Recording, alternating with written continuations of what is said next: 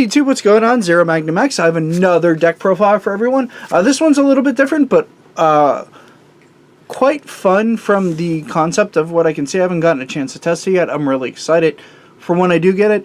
This is a direct deck idea from the Transformers Trading Card Game group, and my take on it, switching things, looking at what people suggested and other things, and I'm like, I have the cards, I want to build it too. It seems like a super fun orange deck. This one might be competitive, it might not be. Go ahead and try it out. I know the concept's been around for a while from what others have said, so let's dive right in. First up, we have Nemesis Prime, one of the big heavy hitters from Wave 1. Whenever you flip to this mode, your opponent chooses one of their characters and does 2 damage to it. So that one's okay. Truck melee, 6 attack, 16 health, and 2 defense. So he's a big boy. 12 stars. And then his flip side for Nemesis Prime, 7 attack, 16 health, and 2 defense. When you reshuffle your scrap pile into your deck, put the bottom card of your deck under this face down.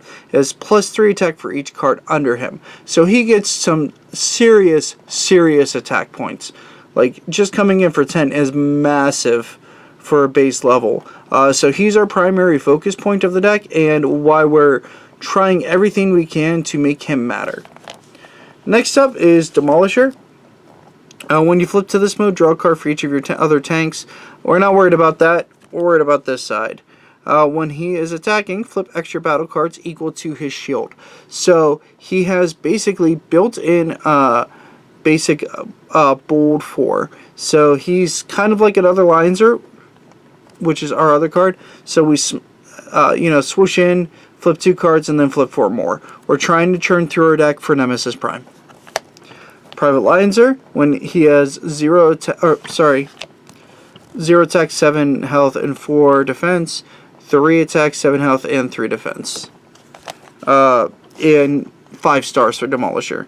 Private Lionzer is 7 stars, 8 health, and 2 defense, and has bold 4 when he attacks. So just flip 4 additional battle cards. But he's a weapon master. He has bold 4 and plan 1 on the weapon side, so he attaches as a weapon to whatever card we decide, and then gives it also plan 1. So what plan 1 means is we can take a card from our hand and put it on top of the deck. So if we have a double orange pip, ta-da! Lots of damage. Now we'll get to the main deck itself. I'm gonna zoom in a little bit here so everyone can see the cards a bit better. First off, we have a singleton copy of Combat Dagger. It's an orange pip with Pierce. I figured it might come in handy every once in a while, but as bold 1. There's like, I think it's called like basic combat training or expertise or something. I can't remember the name. Same exact thing as this. So I was like, oh, this is the same thing with Pierce upside. It's just a weapon. I think instead of a utility, it's fine. I mean, we throw this on lines, or if we open with it and be like, hey, look, bold 5. Because like I said, the whole point of this deck is to churn through it. Because in Transformers, you churn through the deck and it reshuffles. So Nemesis Prime's objective is just to get as big as possible. Okay, and just easy KOs with him. Whenever you put this on a character, scrap an enemy weapon. It's enforcement batons +1 attack. It's an orange and a green pip, so we can switch it out in case we have pesky weapons on the opposing side. We run 2 of those, yes. And then as well as a bashing shield. This is great to throw on Demolisher. It gives him the +1 shield, so he flips 5 battle cards. But equally, whenever you play this, you scrap an enemy armor. Goodbye, pesky armors that are causing you a headache. Only 1 of that, though, because we don't want to go too heavy on the removal of opposing weapons, because it takes away from us trying to churn through the deck. So we try to keep enough to where it's relevant, but not enough to where it slows down Prime. Alright, Quartermaster's up next. We run a pair of Quartermasters. This card is very nice. Choose 1 move and upgrade from one of your characters to another one. And then put a Battlemaster from your KO area onto one of your characters. So if they get rid of Lionzer, when he's already attached, we can re-equip him and be good to go. So 2 of those. Confidence, you can run Swindled, it doesn't matter. I just found this. The whole point is the draw 2, discard 2, just to churn through the deck. That's literally the only reason we run it. And it's another orange pip. You could like run Swindled in here too, but I didn't want too many of that type of effect in here in case like it's a lot of negs, and you're trading, you know, cards in hand for potential power on Prime. I feel like we're at an okay spot. I will test it more to see if you want both Swindled and Confidence, and Swindled is also in like other decks right now, so there is that as well. Force Field, kind of a staple card.